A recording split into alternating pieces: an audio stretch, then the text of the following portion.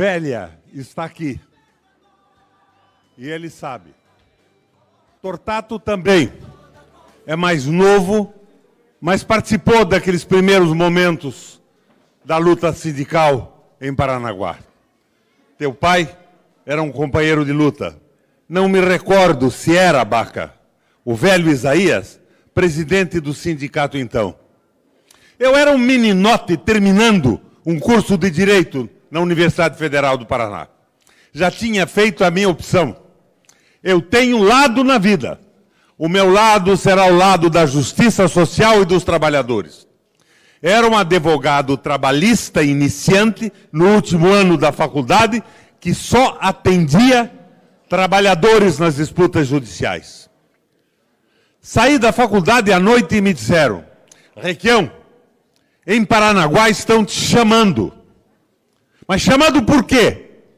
Porque estão tendo uma assembleia dos estivadores que estão sendo pressionados e sacrificados e precisam do teu apoio, da tua opinião, da tua assessoria.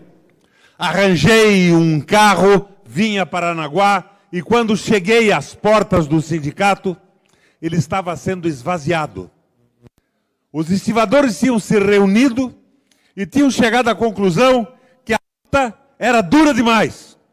Estavam sendo pisados e sacrificados, mas não havia energia, força e convicção para a luta.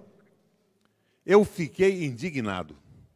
Conversei com os dirigentes sindicais que estavam saindo e disse: não, vocês me fizeram vir de Curitiba até aqui, vamos recolher o pessoal ao salão e vamos voltar a conversar sobre esta opressão que ocorre nesse momento. Os companheiros voltaram. Newton Abel de Lima subiu comigo no plenário. E nós começamos a conversar. E na minha indignação, eu me dirigi aos estivadores dizendo mais ou menos o seguinte: imaginava, companheiros, que eu estava atendendo, como advogado trabalhista, um sindicato de homens estivadores de Paranaguá. Mas eu chego aqui, vocês estão abandonando o plenário como se fosse uma assembleia de normalistas sem coragem para a luta. O pessoal ficou espantado, indignado, escutei alguns desaforos. Alguns poucos desaforos. O pessoal foi entrando, foi sentando, nós levantamos as teses e de repente a minha indignação, a indignação do Nilton Abel de Lima, do Isaías, dos velhos companheiros, velha, levantou aquele plenário e nós decretamos a greve dos estivadores e ganhamos a pauta inteira na batalha que se seguiu. Eu não era um advogado de normalistas em férias. Eu era um advogado de um sindicato de gente firme e séria que, com a convicção dos seus direitos, enfrentou os patrões do momento e nós ganhamos a parada.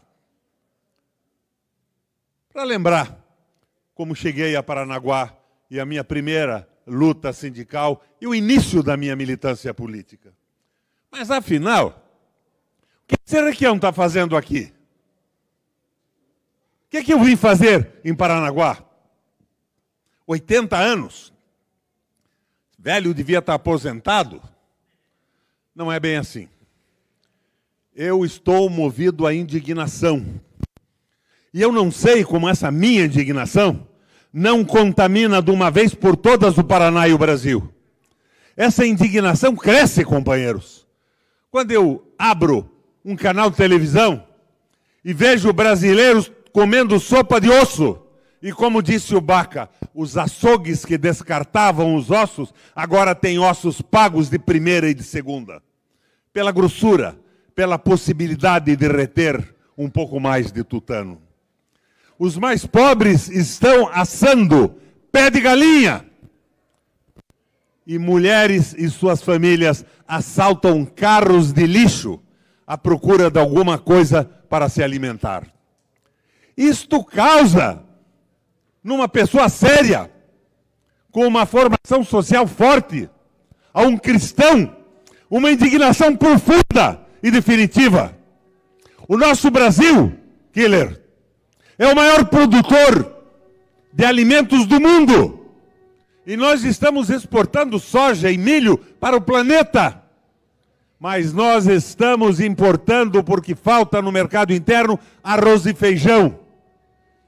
A soja, aproveitando a valorização do dólar em relação à desvalorização do real, foi exportada em quantidades incríveis. E hoje nós não temos soja para esmagar e fazer o óleo, estamos importando óleo de soja. O governo federal está entregando empresas estratégicas absolutamente necessárias para o nosso desenvolvimento. Petrobras, 64% de ações já no mercado financeiro, na Bolsa de Nova York. Empresas estratégicas que tinham que ser do povo do Brasil, estão aceitando sócios privados. E o que quer um sócio privado de uma empresa pública? O bem da população? O desenvolvimento de um país? O avanço da nacionalidade? Não, ele quer lucro como dividendo de suas ações. Isso está se tornando rigorosamente insuportável. 80% do petróleo do mundo está na mão de empresas estatais que o exploram e refinam para melhorar as condições de vida das suas populações. Aqui nós estamos entregando, e eu vejo na televisão, para o meu horror absoluto, um raio de um general, ministro da Defesa, dizendo que a venda da Petrobras não mexe com a soberania brasileira. Se a venda estratégica da Petrobras, que era responsável até pouco tempo por 80% dos investimentos feitos no Brasil, não tem importância, para que serve o Exército Brasileiro e as Forças Armadas? Vamos terceirizar isso, mandar esses milicos para casa, contratar uma guarda privada. Não tem o menor sentido o que acontece no Brasil. Em 1954, no Paraná, Bento Munhoz da Rocha Neto fundou a Copel, uma empresa pública que se destinava, conforme determina a Constituição brasileira, lemos, de fornecer energia de qualidade e barata para as famílias, para as indústrias, para o progresso e para a geração de empregos do Paraná. De repente, não mais que de repente, a ratarada diz que a Copel não é uma empresa social. Ela é uma empresa de mercado. Vendem ações e quem compra? Investidores de Dubai, da China, de Nova York, da Inglaterra, da França. Investidores que não conhecem o Paraná, que não têm a menor ideia de onde fica o nosso Estado, de quem é o nosso povo que construiu e pagou a estrutura física dessa empresa de energia magnífica que é a Companhia Paranaense de Energia Elétrica. E eles, no comando desse processo, com um governo entreguista, incompetente e fundamentalmente irracional, paralisam investimentos e sobem as tarifas para aumentar o lucro que estão mandando para a nossa economia? Não. Para fundos de investimento e acionistas que sequer sabem aonde fica o nosso Estado. Essa gente está comandando o Estado do Paraná. E aqui em Paranaguá, o que eu vejo, velha, nós não temos mais um porto de Paranaguá. Nós temos um porto em Paranaguá. Na mão de chineses, já passou pelos americanos, e na mão dos grandes exportadores, que exportam a comida que não plantam para o alimento do povo. Esse porto está em Paranaguá, mas não se identifica com a população. Não vê os portuários fraternalmente e muito menos tem identidade e amor pela população. É um negócio na mão de multinacionais, completamente fora e desligado da realidade. E isso acontece no Brasil e no Paraná de uma forma generalizada hoje com esta merda desse governo Bolsonaro Guedes. A minha indignação me faz a participar dessa caravana com muitos partidos, mas como vocês veem aqui, com muitos amigos, o PT e o PDT e outros companheiros, numa quantidade menor, mas expressiva politicamente. Por que que isso tudo está acontecendo? Por que que essa minha indignação não encontra eco? Eu perguntava ao meu filho, e essa classe média de Paranaguá? Meus companheiros frequentaram a universidade comigo, por que não estão aqui hoje? Porque só tem trabalhadores. Os trabalhadores pelos quais eu resolvi lutar quando eu terminava a faculdade de Direito. Eles não estão aqui porque estão anestesiados completamente. Perderam a identidade com o Brasil. Não sabem mais o que é o amor ao próximo e a fraternidade. Mas a minha indignação não é solitária. Observem vocês os pronunciamentos de um cara porreta. Argentino, mas porreta, apesar de ser argentino. Isso é uma piada, é uma ironia. O nosso Papa Francisco tem levantado a sua voz forte contra a usura da sociedade de 1% de habitantes do mundo que quer coordenar e dominar o planeta. Eles tratam os trabalhadores e o povo comum como objetos, como máquinas de produção, que podem ser usadas e abandonadas quando ficarem mais velhas, ou por algum motivo perderem a utilidade, jogadas num ferro velho e encostadas na parede de um galpão. Os homens não têm direito, as mulheres são inexpressivas e o poder está na mão dessa gente. Isso não pode continuar dessa maneira. Esta loucura no Paraná vale para Sanepar. Eu fui governador, o Lemos era deputado. Eu congelei a tarifa de água e de energia elétrica por 8 anos, porque nós estávamos naquela grande crise que quebrou o mundo. Os Estados Unidos falido, o Lehman Brothers, o famoso banco fechado. Eu congelei a tarifa de água e de luz. E com a tarifa de água e luz congelada, eu construí 2 usinas hidrelétricas. A usina lá de Cornélio Procópio, a Mauá, e o Fundão, em Guarapuava. Usinas de porte. Eu transferi do lucro absurdo que poderia ir para fora do Brasil na mão dos acionistas, com o preço congelado e mais baixo do país, 1 bilhão e 300 milhões de reais por ano para a mão dos trabalhadores, dos paranaenses e dos consumidores. E esse dinheiro ia para onde? Seria guardado dentro de um colchão, Lemos? Não. O trabalhador tem que viver melhor com o salário melhorado que ganha. Com o que ele não gastava na luz, ele gastava no botequim da esquina, no armazém e nas pequenas lojas. E uma tarde aqui em Paranaguá, andando pela cidade e conversando com comerciantes, eu tomei conhecimento que, além do porto, Paranaguá tinha pouca possibilidade de se industrializar, até por falta de espaço. E que as lojas dos pequenos comerciantes tinham uma dificuldade brutal. Então nós conseguimos zerar o imposto das microempresas e baixamos o imposto das pequenas empresas para cerca de 2,5%, desde que esses empresários mantivessem o emprego dos seus trabalhadores e contratassem mais 1 ou 2. O companheiro que foi meu secretário do planejamento, o companheiro Enio, participou desse processo. Nós mexemos com o Paraná, trocamos imposto por emprego. O que eu vejo hoje é exatamente o contrário disso tudo. O que eu vejo hoje é o porto em Paranaguá tentando maximizar lucros com a redução dos salários, o aumento da carga horária e a ignorância completa da população dessa cidade onde se estabeleceu. É a porra de um corpo estranho na mão de picaretas, locais nomeados pelo Estado e multinacionais que compraram em momentos difíceis e terríveis, malditos momentos para a economia do Paraná. Minha gente, isso tudo pode ser mudado. Eu não tenho dúvida alguma que isso pode ser mudado. Eu fui governador 3 vezes. Hoje eu sou um octogenário aposentado. A minha aposentadoria é de R$ 3.072 por mês, porque eu nunca aceitei a aposentadoria de deputado, de prefeito, de governador ou de senador. Digo isso e sou aplaudido, mas não quero esconder de vocês um certo arrependimento.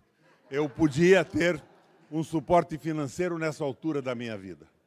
Mas eu tenho ainda um pequeno patrimônio de família, fui advogado muito cedo, consigo sobreviver de uma forma modesta, mas confortável, com os R$ 3.072 por mês.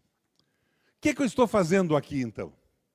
Eu fui governador 3 vezes, senador 2 vezes, presidente do Parlamento Europeu Latino-Americano em Bruxelas. Aliás, foi lá que eu procurei médicos para avaliar a minha condição de sobrevivência. 80 anos, porra, esse Requião tá velho. Entrei naquelas máquinas estranhas e perguntei a eles: quanto tempo ainda eu posso dedicar aos meus ideais de mudança, de justiça social e de ação política na sociedade em que vivo? Eles me disseram: Requião, acautele-se. Depois dos exames que fizemos, você terá provavelmente apenas mais 40 anos de vida útil. Depois se aposente. E é o que eu vou fazer. Daqui a 40 anos vou jogar bocha com os velhinhos nas praias do Paraná. Mas até lá, minha gente, até lá, o que eu aprendi como deputado, prefeito e governador, eu fui considerado o prefeito número 1 em popularidade do Brasil, no exercício da Prefeitura de Curitiba. E saí do governo do Estado com 83% ou 86% de popularidade. E fui massacrado com essa estupidez bolsonarista que tomou conta do Paraná. Diziam no WhatsApp, sem que eu visse, que eu tinha 5 aposentadorias. Como se fosse eu um general desses de hoje que ganha R$7.000 por mês. Diziam que eu tinha boletins de ocorrência porque batia na minha mulher. Maurício é meu filho e testemunha. Se alguém pode apanhá-la em casa, sou eu. Jamais a minha mulher. E essas mentiras destruíram a política nacional. Eu não vou dizer a vocês que não tinha muito ladrão na política brasileira. E tem. Tem no teu PT. Tem nos partidos de uma maneira geral. Mas o PT não é o responsável pelo desvario de roubos e de assalto a cofres públicos. Utilizaram este jogo, aparentemente para livrar o Brasil da corrupção, para afastar políticos nacionalistas e populares, para afastar da disputa presidencial a porra de um guri lá de Garanhuns, em Pernambuco, que tinha identidade com o povo, que tinha sofrido o sofrimento dos pobres e da fome num caminhão de boia fria rumo a São Paulo, que tinha se transformado num torneiro mecânico, criado por uma mãe que tinha muitos filhos e abandonada pelo pai. Sacrificaram o Lula para sacrificar o Brasil. E depois disso veio o corte das aposentadorias, do salário, dos direitos dos trabalhadores, a venda dos portos. E esse aviltamento do processo nacional, do crescimento do nosso processo civilizatório, da educação de qualidade. No nosso governo, Lemos, você era o presidente do sindicato. Nós brigamos muito, entendemos que tínhamos que trabalhar juntos, levantamos a despesa do Estado do Paraná para 30% do orçamento, a maior do Brasil, e quando me pressionavam, eu colocava um acordo, que irritava um pouco o Lemos e o Maurício, meu irmão, que era secretário da Educação. Sim, podemos ter o melhor salário de professor do Brasil, no momento em que tivermos a melhor qualidade de ensino do país. Isso se transformou numa parceria e nós fomos para o primeiro lugar do Brasil na avaliação nacional do ensino médio. É possível fazer a parceria. Eu estou aqui hoje conversando com vocês. Nesse momento de baixa da política, de desmoralização dos políticos clássicos e antigos, desta história das novidades. Queremos pessoas novas. Nelson Rodrigues, famoso dramaturgo brasileiro, dizia, quando lhe perguntavam: Nelson, do alto da sua sabedoria, que conselho você dará aos jovens? O Nelson ironicamente dizia: rapazes e moças, amadureçam e envelheçam, Estudem e aprendam para dar uma contribuição concreta para os seus países. Eu quero colocar tudo o que aprendi no Brasil, na prefeitura, no Senado, no governo do Estado, na presidência do Parlamento Europeu Latino-Americano, a serviço do Paraná.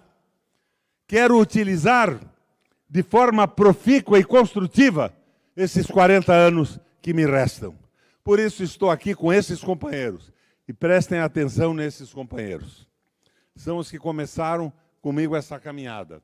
Tem muita gente encolhida, escondida, acoelhada, como se verdadeiras ratazanas fossem.